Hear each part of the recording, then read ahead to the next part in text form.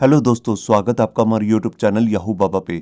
CSS के इस video course में आप सीखने वाले हैं सीएसएस के अंदर जो एक प्रॉपर्टी आती है जिसका नाम है डिस्प्ले, जिसपे हम ऑलरेडी कई वीडियोस बना चुका हूं मैं। उसमें एक स्पेशल वैल्यू आती है टेबल। तो ये टेबल नाम की जो वैल्यू होती है ये डिस्प्ले के अंदर कैसे वर्क करती है, यही सब हम इस वीडियो में सीखने वाले हैं। देखिए, सीएसएस कोर्स के 40 नंबर वीडियो पे मैंने आपको डिस्प्ले प्रॉपर्टी के बारे में बताया था, और उस वीडियो कोर्स के अंदर मैंने आपको बताया था कि डिस्प्ले नाम की जो हमारी ये प्रॉपर्टी है, इसके अंदर ये काफी सारी वैल्यूज आती हैं, जिसमें से आपको जो यहाँ पर ब्लू कलर में नजर आ रही है, ये सारी वैल्यूज पे हम ऑलरेडी कहीं वीडियोस में बना चुका हूँ। अगर आपने वो वीडियोस नहीं देखी है तो मैं ऊपर आई बटन पे उसका एक लिंक दे दूंगा, जहां से जाके आप उस वीडियो को देख सकते हैं। अब इस वीडियो कोर्स के अंदर हम जो ये टेबल नाम से रिलेटेड जितनी भी वैल्यूज आ रही हैं, ये सारी इस वीडियो कोर्स में कवर करने वाले हैं। तो आइए सबसे पहले समझते हैं कि टेबल होता क्या है और जो ये टेबल नाम की वैल्यू है ये वर्क कैसे करती है। देखिए, कई बार ऐसा होता है कि हमारे को वेब पेज के अंदर कुछ टेबुलर फॉर्म में डाटा दिखाना होता है, कुछ इस तरीके से। यहाँ देखिए, ये एक टेबल है जिसके अंदर यहाँ पर आपको दिख रही है 3 रोज हैं और 2 कॉलम्स हैं। अब इस तरीके के टेबल को हम कई तरीके से यूज कर सकते हैं वेब पेज के अंदर। मान लीजिए अगर हमने स्टूडेंट्स का रिकॉर्ड दिखाना हो, या मान लीजिए अकाउंट्स की डिटेल दिखानी हो, कुछ भी टेबुलर फॉर्म में अगर हम डाटा दिखाना चाहते हैं तो उसके लिए हमारे को इस तरीके के टेबल बनाने होते हैं। और इसके लिए HTML के अंदर एक स्पेशल टैग भी आता है जिसे हम कहते हैं टेबल टैग। यहाँ देखिए, जैसे आपको यहाँ पर एक पिक्चर नजर आ रही है, ये उसी का टेबल टैग है पूरा। यहाँ पर देखिए, जैसे 3 रोज है तो हमने यहाँ पर टेबल टैग के अंदर 3 बार टीआर लिया है। एक टीआर ये है, सेकेंड टीआर और ये थर्ड टीआर। और हर टीआर के अंदर जितने भी आप ये कॉलम्स देख रहे हैं, जैसे 2 कॉलम्स है तो उसके लिए भी अलग से टैग आता है जिसको हम कहते हैं TD टैग, मतलब कि टेबल डाटा टैग। अब इस तरीके के टेबल को मैं एक्चुअल में टेबल टैग से नहीं बनाना चाहता, इसके लिए मैं यूज करना चाहता हूं अपना डिव टैग, कुछ इस तरीके से। जैसा कि आप यहां पे देख रहे हैं, यहां पर मैंने कोई और टैग नहीं लिया है, जितने भी लिए हैं सारे डिव टैग ही हैं। सबसे पहले जो टैग है वो बेसिकली हमारा टेबल की तरह वर्क करेगा, और उसके बाद जो मैंने ब्लू कलर में टैग आपको दिखाया है ये हमारा वर्क करना चाहिए टीआर की तरह, जैसे यहाँ पर टेबल रो होती है बिल्कुल वैसी। और जितने अंदर भी सेल लेने मेरे को, उसके लिए मैं अलग से ग्रीन कलर का, जैसे मैंने आपको डिव दिखाया है, इस तरीके से हम इसको यूज कर सकते हैं। मगर जब भी हम इस तरीके से डिव टैग को यूज करके टेबल बनाना चाहते हैं तो इजिली बना नहीं सकते। तो उसके लिए सीएसएस के अंदर एक स्पेशल एक प्रॉपर्टी आती है जिसको हम कहते हैं डिस्प्ले टेबल। जैसा कि आप यहाँ पे देख रहे हैं, ये जो प्रॉपर्टी है डिस्प्ले टेबल, इसको हमें लगाना कहाँ पे है। देखिए, जो सबसे आउटर वाला डिव है जिसको हम पेरेंट डिव भी बोल सकते हैं, जो आपको रेड कलर में नजर आ रहा है, इसी पे हम ये प्रॉपर्टी इंप्लीमेंट करेंगे, डिस्प्ले टेबल। ऐसा करने से बेसिकली होगा क्या, जो ये हमारा पूरा डिव होगा जिसके अंदर ये मल्टीपल डिव्स आ रहे हैं, ये टेबल की तरह वर्क करने लगेगा। मगर डिस्प्ले टेबल को यूज करने से ही ये सारा टेबल अपने आप क्रिएट नहीं होगा। इसके लिए आपको क्या करना होगा, जितनी भी रोज आ रही हैं, मतलब कि जितने भी आपने रो करके डिव लिए हैं, जैसे ब्लू कलर का जो आपका डिव दिख रहा है, इस पे भी आपको एक स्पेशल प्रॉपर्टी यूज करनी पड़ेगी, उसको हम कहते हैं डिस्प्ले टेबल रो। इस तरह जो हमारा ये ब्लू कलर का डिव है ये रो की तरह वर्क करने लगेगा। और जैसे कि आपको अंदर 2 सेल्स दिख रहे हैं जिनको हम बेसिकली TD से बनाते थे, उसके लिए हमने यहाँ पर भी 2 डिव लिए हैं। इनके लिए भी हमारे को स्पेशल से एक प्रॉपर्टी लेनी पड़ेगी जिसको हम कहते हैं डिस्प्ले टेबल सेल। तो बेसिकली इन 3 प्रॉपर्टीज को यूज करके हम डिव टैग से भी कोई भी टेबल क्रिएट कर सकते हैं।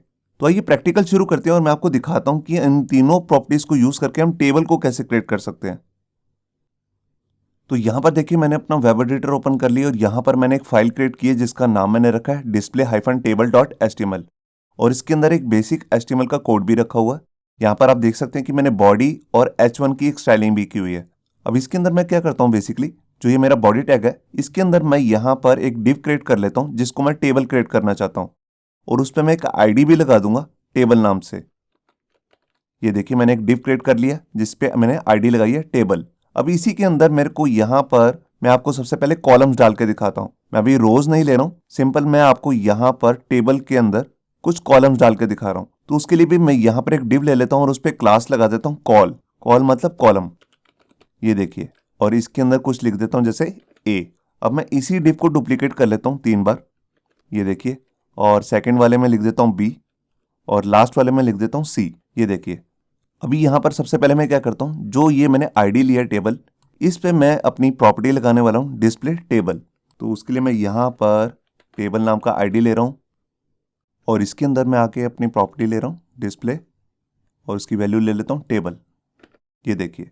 और जो इसके अंदर मैंने ये कॉल नाम की अपनी क्लास ली है, इसकी भी मैं स्टाइलिंग कर लेता हूँ।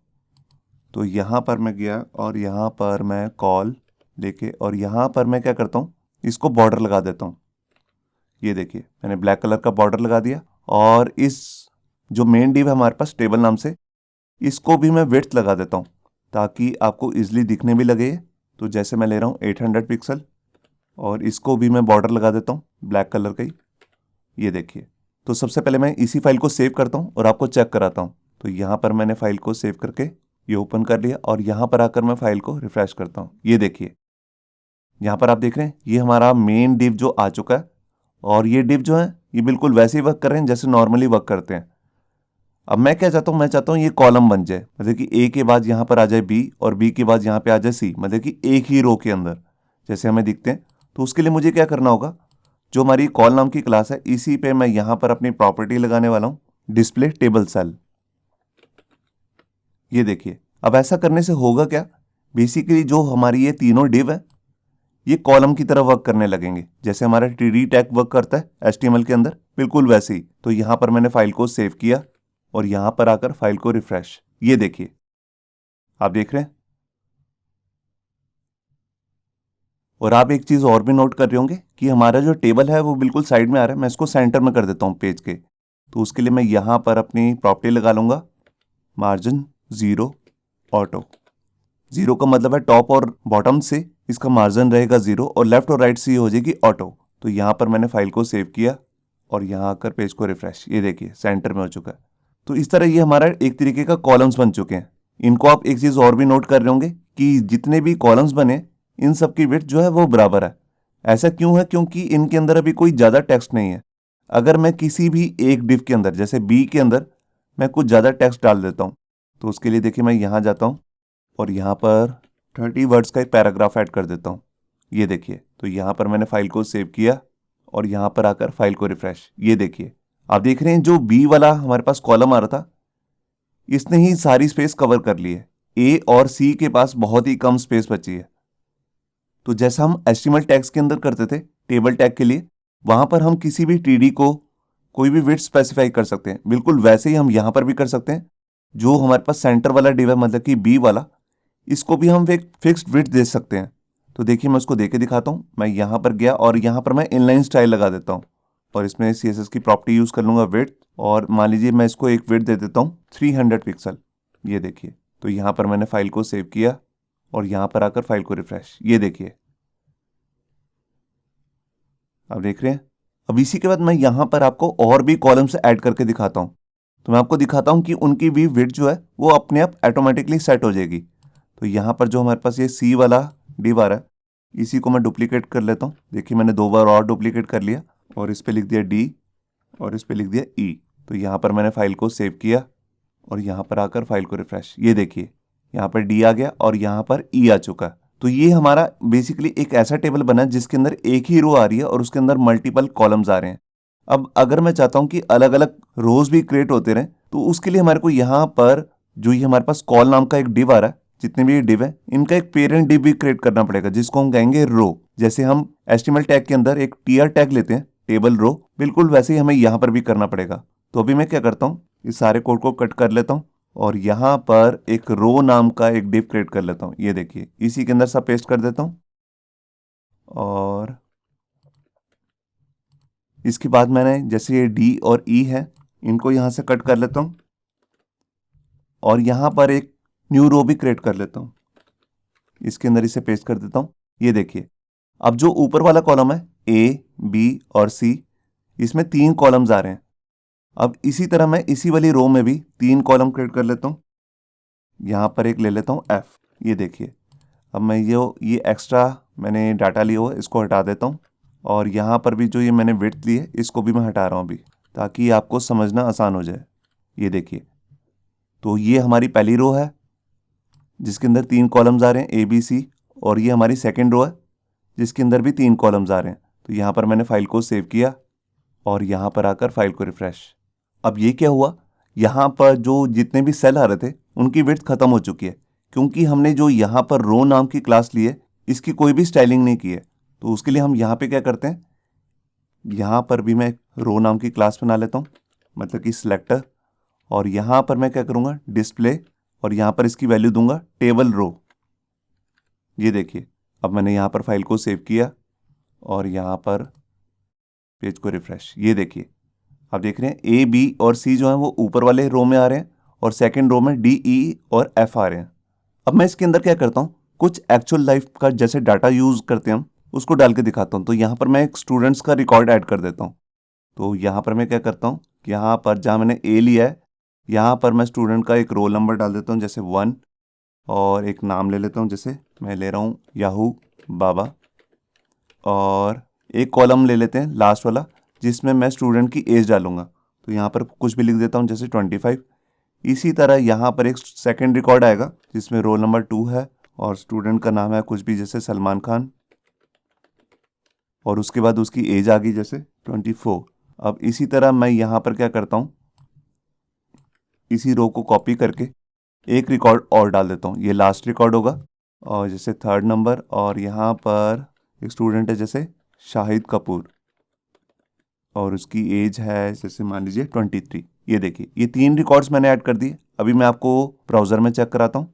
मैं यहाँ पर आया, फाइल को रिफ्रेश, ये देखिए यहाँ पर 3 रिकॉर्ड्स आ चुके हैं। पहले में रोल नंबर आ रहा है मतलब कि पहले कॉलम में, दूसरे में नेम, और यहाँ पर थर्ड वाले में स्टूडेंट की एज। अब इसके बाद मैं क्या करता हूँ, इस टेबल की थोड़ी सी विड्थ को कम कर देता हूँ और जो हमारे ये सेल आ रहे हैं जिसके अंदर डाटा आ रहा है इसके अंदर थोड़ी सी पैडिंग डाल देता हूँ। तो उसके लिए मुझे क्या करना होगा, जो हमारे कॉल नाम की क्लास है यहाँ पर मैं पैडिंग ले लेता हूँ 10 पिक्सल, और इसी तरह मैं यहाँ पर जो हमारा टेबल आ रहा है इसकी विड्थ को कम कर रहा हूँ 600। ये देखिए अब मैंने यहाँ पर फाइल को सेव किया और यहाँ पर आकर फाइल को रिफ्रेश, ये देखिए। अब इसके बाद मैं आपको बताता हूँ, जैसे कि हमारा टेबल तो रेडी हो चुका है, अब टेबल के अंदर कुछ हेडिंग्स भी होती हैं, तो उससे रिलेटेड हमारे पास यहाँ पे कौन कौन सी प्रॉपर्टीज आती हैं। यहाँ पर देखिए जैसे आपको यहाँ पर एक टेबल दिख रहा है जिसके अंदर यहाँ पर हमारे पास 3 कॉलम्स हैं, रोल नंबर, नेम और एज, जैसा कि अभी मैंने आपको एग्जाम्पल में भी दिखाया। तो इस तरह की अगर मेरे को हेडिंग भी डालनी है अपने टेबल के अंदर, जिसके लिए HTML के अंदर हमारे पास स्पेशल टैग भी आता है TS टैग, मतलब कि टेबल हेडिंग टैग। तो उसके लिए हमें यहाँ पर क्या करना है, CSS के अंदर जब हम डिव से अपना टेबल क्रिएट कर रहे हैं तो उसके लिए हमारे को यहाँ पर एक डिव लेना है, पूरा एक डिव, और उसके अंदर एक 3 कॉलम डालने हैं। और जो ये पूरा डिव होगा इस पे हमारे को स्पेशल डिस्प्ले की प्रॉपर्टी लगानी है जिसका नाम है टेबल हेडर ग्रुप। इस तरह करने से होगा क्या, जो हमारा ये टेबल है इसका एक हम हेडिंग क्रिएट कर सकते हैं। और बिल्कुल इसी तरीके से हमारे पास एक दूसरा भी एक कॉन्सेप्ट आता है जिसमें हम टेबल का फुटर भी ऐड कर सकते हैं कुछ इस तरीके से। यहाँ पर देखिए जैसे ये एम्प्लॉयज़ का टेबल है, इसके अंदर एम्प्लॉय नंबर है, नेम है और उसकी सैलरी है, और लास्ट में हम दिखाना चाहते हैं कि हम टोटल कितनी सैलरी देते हैं, कुछ इस तरीके से। तो इसके लिए भी हमारे को क्या करना है, एक अलग से एक डिव क्रिएट करना है और इस डिव पर CSS की प्रॉपर्टी लगानी है, डिस्प्ले टेबल फुटर ग्रुप। तो इस तरह हमारा जो टेबल है उसका हम एक फुटर भी क्रिएट कर सकते हैं। तो इसका भी मैं आपको एक प्रैक्टिकल करके दिखा देता हूँ। तो देखिए जैसे हम अपने एडिटर में आ चुके हैं। अब यहाँ पर सबसे पहला काम हमारे को क्या करना है, देखिए जो हमारा ये मेन टेबल है इसी के अंदर सबसे ऊपर जहाँ हमने टेबल ये स्टार्ट किया है इसी के अंदर मेरे को एक हेडर क्रिएट करना है। तो उसके लिए मैं यहाँ पर एक हेडर ले लेता हूँ जिसका नाम मैं रख देता हूँ टेबल हेडर। मैंने एक ID क्रिएट कर लिया एक डिव पर, और यहाँ पर मुझे क्या करना है, बेसिकली जैसे हमने ये 3 कॉलम्स लिए हुए हैं यही कॉलम्स ही लेने हैं। तो यहाँ पर मैं इसी को कॉपी कर लेता हूँ और यहाँ पर आकर पेस्ट। अब सबसे पहला जो कॉलम है उसमें मैं लिख देता हूँ रोल नंबर,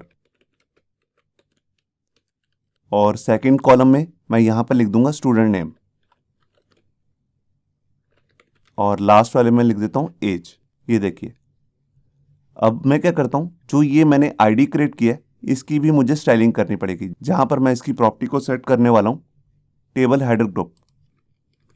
ये देखिए मैंने इसका सिलेक्टर बना लिया और यहाँ पर लिखता हूँ डिस्प्ले टेबल हेडर ग्रुप। ये देखिए, और इसी के साथ मैं इसका बैकग्राउंड कलर वगैरह भी दे देता हूँ कुछ, जिससे ये अलग से हाईलाइट हो जाए। और यहाँ पर जैसे मैं ले लेता हूँ लाइट ब्लू, और इसी के इसको सेंटर भी कर देता हूँ, जो भी इसके अंदर टेक्स्ट आ रहा होगा उसको मैं सेंटर करना चाहता हूँ। तो यहाँ पर मैंने प्रॉपर्टी ले ली टेक्स्ट लाइन सेंटर। उसके बाद मैं इसको हल्का सा बोल्ड भी कर देता हूँ, तो उसके लिए मैं प्रॉपर्टी ले रहा हूँ फॉन्ट वेट बोल्ड। ये देखिए, तो अभी मैं आपको इतना ही चेक कराता हूँ। यहाँ पर मैंने फाइल को सेव किया और यहाँ पर आकर फाइल को रिफ्रेश। ये देखिए जो हमारा यहाँ पर हेडर बन गया वो आपको अलग से हाईलाइट हो रहा होगा। तो उसके लिए हमें कुछ अलग सा डिव टैग के अलावा कोई और टैग नहीं लेना है। डिव टैग को ही हम यहाँ पर हेडर भी क्रिएट कर सकते हैं। जैसे उसके लिए हमारे को एक मेन डिव पर एक अलग से क्लास लगानी है, मतलब कि प्रॉपर्टी लगानी है डिस्प्ले टेबल हेडर ग्रुप। अब इसके बाद मैं आपको इसी टेबल के अंदर एक फुटर भी क्रिएट करके दिखा देता हूँ। तो उसके लिए मेरे को यहाँ पे क्या करना है, जैसे मैंने ये टेबल हेडर लिया है इसी को मैं कॉपी कर लेता हूँ और यहाँ पर जहाँ पर हमारा ये टेबल एंड हो रहा है इससे पहले, इसके क्लोज से पहले मेरे को यहाँ पर एक डिव क्रिएट करना है जिसपे मैं कोई भी आईडी लगा देता हूँ, जैसे टेबल फुटर। और इसके अंदर भी मेरे को कॉल ही रखने हैं, इसके अंदर क्या वैल्यू देनी है वो मैं यहाँ पर डाल सकता हूँ। तो इसको तो मैं हटा रहा हूँ और यहाँ पर मैं कुछ भी लिख सकता हूँ, जैसे मान लीजिए टोटल रिकॉर्ड्स, और इसके बाद इसकी जो वैल्यू है वो दूसरे कॉलम में नज़र आ रही होगी। यहाँ पर मैं लिख देता हूँ 3। ये देखिए, अब मैं इसकी भी स्टाइलिंग कर लेता हूँ। तो इसी का भी मेरे को सिलेक्टर बनाना पड़ेगा टेबल फुटर का। तो यहाँ पर मैं ऊपर आया और यहाँ पर मैं एक सिलेक्टर बना लेता हूँ आईडी टेबल फुटर, और यहाँ पर भी एक बैकग्राउंड कलर सेट कर देता हूँ जैसे लाइट ग्रीन। ये देखिए, और इसके अंदर भी जो टेक्स्ट वगैरह आ रहा है उसको अगर सेंटर वगैरह करना है मुझे तो वो भी मैं कर सकता हूँ। बाकी मुझे कुछ भी चेंज नहीं करना। तो यहाँ पर मैंने फाइल को सेव किया और यहाँ पर आकर फाइल को रिफ्रेश। यहाँ पर टेबल फुटर एक गड़बड़ हुई है, यहाँ पर मैंने इसको डिस्प्ले नाम की प्रॉपर्टी तो लगाई नहीं है, तो वो भी लगानी तभी ये प्रॉपर वर्क करेगा। तो यहाँ पर मैं ले देता हूँ डिस्प्ले टेबल फुटर ग्रुप। ये देखिए, वो था टेबल हेडर ग्रुप और ये है टेबल फुटर ग्रुप। तो यहाँ पर मैंने फाइल को सेव किया और यहाँ पर आकर फाइल को रिफ्रेश। ये देखिए, आप देख रहे हैं, इसको मैं बोल्ड वगैरह कर सकता हूँ अगर करना चाहो तो इस तरह हम यहाँ पर टेबल का फुटर और हेडर दोनों क्रिएट कर सकते हैं। अब इसके बाद मैं आपको दिखाता हूँ कि जैसे हमने ये टेबल हेडर का और फुटर का ग्रुप किया है, इसी तरह हम जो ये रोज़ आ रही हैं, 3 रोज़ हैं या मल्टीपल जितनी मर्जी रोज़ आ रही हो, उनका भी एक ग्रुप कर सकते हैं। उसकी हेल्प से हम उसका बैकग्राउंड कलर वगैरह सेट कर सकते हैं। मैं आपको करके दिखाता हूँ। तो उसके लिए जस्ट मेरे को करना क्या है, जहाँ से ये मेरा रो नाम का डिव पहला स्टार्ट हुआ, यहाँ से लेकर पूरा एंड तक ये लास्ट रो है, इसको मैं कट कर लेता हूँ और यहाँ पर मैं क्या करता हूँ, एक आईडी ले लेता हूँ और उस पर नाम ले लेता हूँ रो ग्रुप। इसी के अंदर मैं इसको पेस्ट कर देता हूँ। ये देखिए कुछ इस तरीके से। अब ये हमारा एक रो का ग्रुप बन चुका है। अब इसकी हेल्प से हम कर क्या सकते हैं, हम इस ग्रुप का पूरा एक बैकग्राउंड कलर वगैरह सेट कर सकते हैं। इसका कोई खास यूज़ नहीं होता है, मगर मैं आपको फिर भी बता देता हूँ। इसके लिए देखिए, मैं यहाँ पर गया और यहाँ पर एक सिलेक्टर क्रिएट कर लेता हूँ रो ग्रुप, और इसका एक बैकग्राउंड कलर भी सेट कर देता हूँ, जैसे मैं ले रहा हूँ पिंक। तो यहाँ पर मैंने फाइल को सेव किया और यहाँ पर आकर फाइल को रिफ्रेश। मैंने यहाँ पर रो ग्रुप नाम की प्रॉपर्टी का यूज़ नहीं किया डिस्प्ले लगाकर, तो उसको भी मुझे लगाना है। तो यहाँ पर मैं लिखता हूँ टेबल रो ग्रुप। ये देखिए, जैसे टेबल हेडर ग्रुप था, टेबल फुटर ग्रुप था, इसी तरह है टेबल रो ग्रुप। ये भी इसकी प्री डिफाइंड वैल्यू है।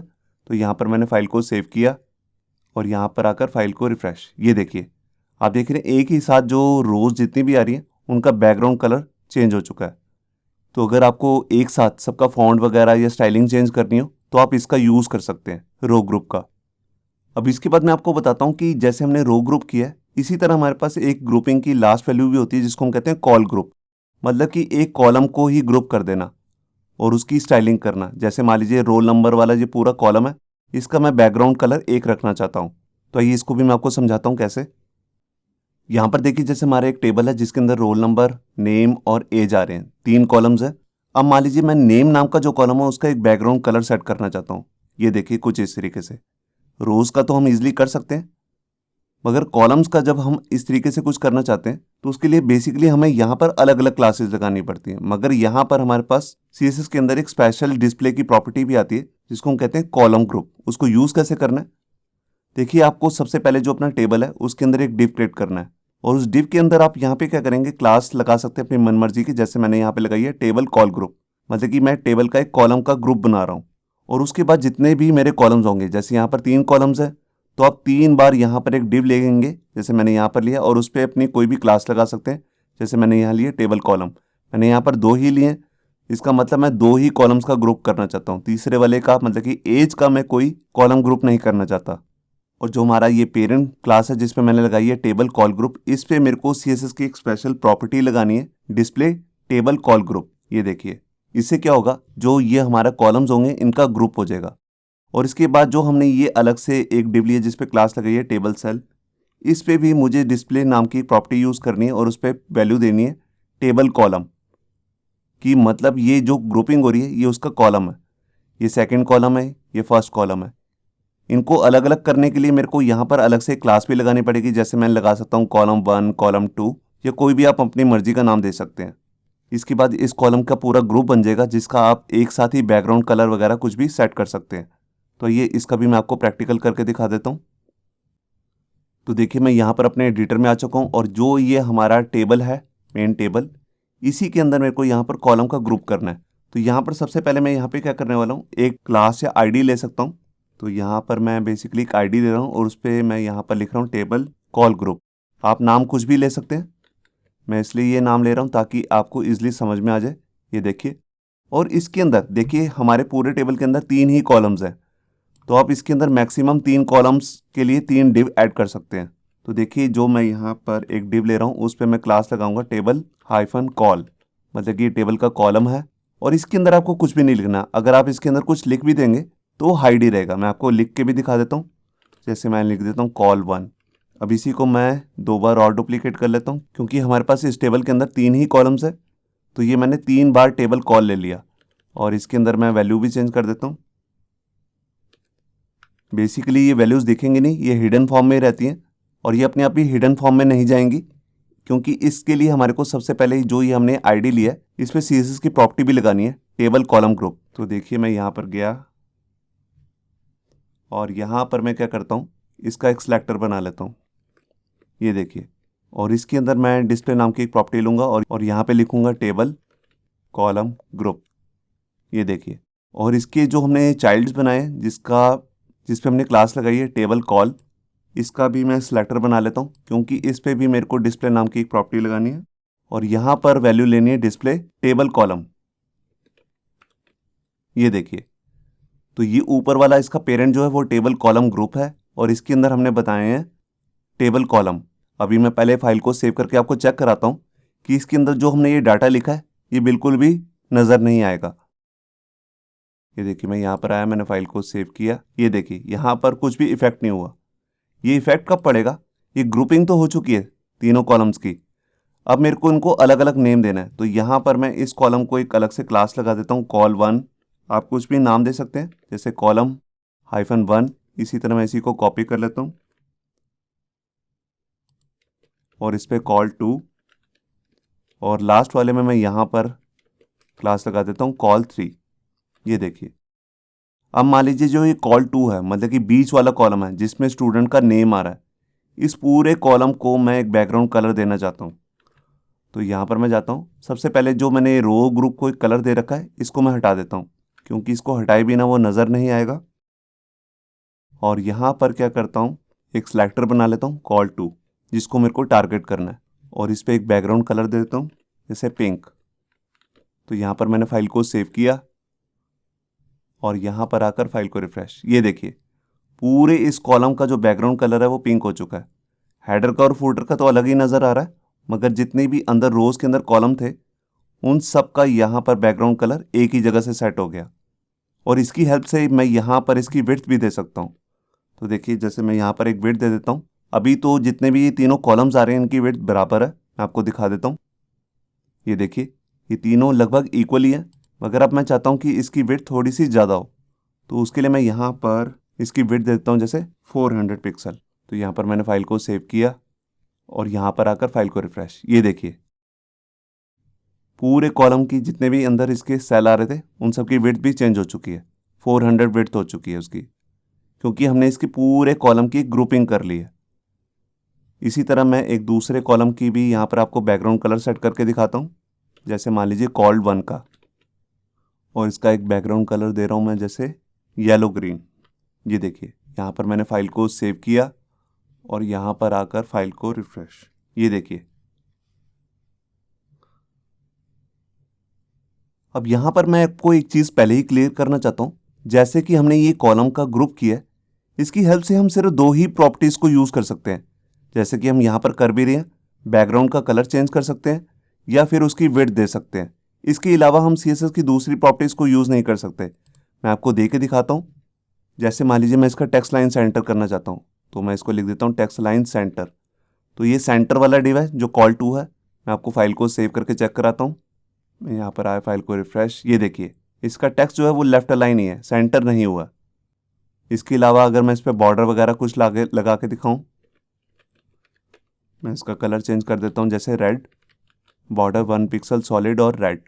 मैंने यहाँ पर आया, फाइल को रिफ्रेश, ये देखिए इसका बॉर्डर भी ब्लैक ही नज़र आ रहा है। तो मतलब कि हम बेसिकली विड्थ और बैकग्राउंड कलर वगैरह ही चेंज कर सकते हैं। इसके अलावा सीएसएस की दूसरी प्रॉपर्टीज़ को यहाँ पे यूज़ नहीं कर सकते कॉलम ग्रुप पर। अब इसके बाद मैं आपको यहाँ पर डिस्प्ले की एक लास्ट प्रॉपर्टी है जिसको हम कहते हैं टेबल कैप्शन। मतलब कि जो टेबल होता है उसकी हम एक हेडिंग भी सेट कर सकते हैं। तो उसके लिए मेरे को करना क्या होगा, मैं इस टेबल के अंदर यहाँ पर सबसे टॉप में या बॉटम में कहीं पर भी सेट कर सकता हूँ। तो एक डिव ले लेता हूँ और उस पर क्लास लगा देता हूँ या आईडी कैप्शन। तो यहाँ पर मैं ले रहा हूँ कैप्शन और इसके अंदर मैं कोई भी टेबल की जो हेडिंग रखना चाहता हूँ वो रख सकता हूँ। तो मान लीजिए मैं जैसे यहाँ पर S3 ले लेता हूँ और इसके अंदर लिख देता हूँ स्टूडेंट इन्फॉर्मेशन।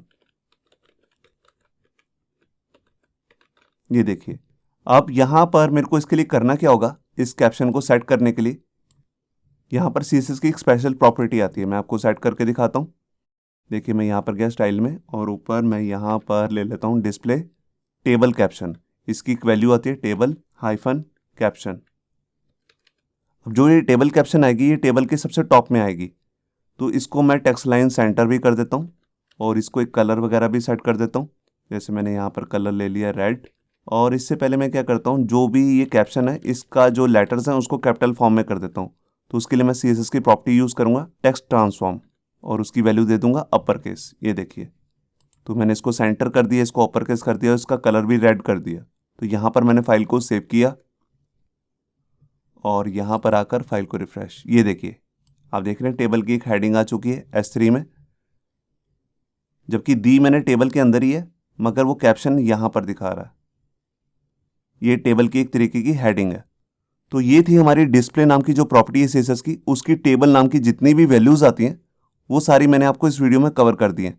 इसके अलावा जैसे हम टेबल के बनाने के बाद जो भी इसमें अलग से मैंने एक अलग से वीडियो भी बना रखी है जिसमें मैंने टेबल की और भी प्रॉपर्टीज़ बताई हुई हैं आपको, जैसे वर्टिकल अलाइन वगैरह, वो भी सारी इस पर इम्प्लीमेंट कर सकते हैं। मैं एक प्रॉपर्टी आपको इम्प्लीमेंट करके दिखा रहा हूँ जैसे वर्टिकल अलाइन। तो मैं उसके लिए क्या करता हूँ, जैसे ये हमारा सेकेंड कॉलम है इसमें थोड़ा सा टेक्स्ट ज़्यादा डाल देता हूँ। ये देखिए जहाँ सलमान खान लिखा है मैं यहाँ पर 30 वर्ड्स का एक पैराग्राफ ऐड कर दिया। ये देखिए, अब मैं इसको सेव करके आपको चेक कराता हूँ। तो यहाँ पर है, मैं फाइल को रिफ्रेश, ये देखिए अब आप यहाँ पे देख रहे होंगे कि यहाँ पर जो ये हमारा कॉलम है ये इसमें टेक्स्ट ज़्यादा आ चुका है और यहाँ पर जो ये रोल नंबर है ये टॉप पे नज़र आ रहा है। अगर आप इसको मिडल में करना चाहते हैं तो वो भी कर सकते हैं। जैसे कि हम CSS की प्रॉपर्टीज़ देख चुके हैं वर्टिकल लाइन, और HTML टैग के अंदर भी मैंने आपको प्रॉपर्टी बताई थी TD टैग की जिसको हम कहते हैं V अलाइन, जिसकी 3 ही वैल्यूज़ होती हैं टॉप, मिडल और बॉटम। तो वो भी हम दे सकते हैं। अब देखिए जो यहाँ पर मैं वर्टिकली 2 को मिडल में दिखाना चाहता हूँ तो उसके लिए मैं यहाँ पे क्या करूँगा, यहाँ पर मैं अभी इनलाइन लगा के दिखा रहा हूँ आपको। तो यहाँ पर मैं स्टाइल लिख देता हूँ और यहाँ पर मैं CSS की प्रॉपर्टी लेता हूँ वर्टिकल अलाइन और इसकी एक वैल्यू आती है मिडल। तो ये देखिए, तो यहाँ पर मैंने फाइल को सेव किया और यहाँ पर आकर फाइल को रिफ्रेश, ये देखिए जो सेकंड है अब वो मिडल में आ चुका है, पहले टॉप में आ रहा था अब मिडल में। तो इस तरह हमने टेबल से रिलेटेड जितनी भी CSS के अंदर प्रॉपर्टीज़ की हैं वो भी इस तरह के टेबल के अंदर हम इम्प्लीमेंट कर सकते हैं। जो हमने बेसिकली टेबल टैग के अंदर की थी, अब वही सारी प्रॉपर्टीज़ हमने जो ये डिव टैग को यूज़ करके टेबल क्रिएट की है इसके अंदर भी यूज़ कर सकते हैं। तो ये सारी 9 प्रॉपर्टीज़ हैं जो हमने इस वीडियो में कवर की हैं। इससे पहले वाली जितनी भी प्रॉपर्टीज़ हैं इस पे भी मैंने ऑलरेडी कहीं वीडियोस क्रिएट कर रखी हैं, जिनका लिंक आपको ऊपर आई बटन में मिल जाएगा, जहाँ से जाके आप देख सकते हैं कि इन वैल्यूज़ को भी हम कैसे यूज़ कर सकते हैं। होप सो आपको ये हमारा वीडियो ट्यूटोरियल अच्छा लगा होगा। अगर अच्छा लगा है तो वीडियो को प्लीज़ लाइक करना मत भूलिए।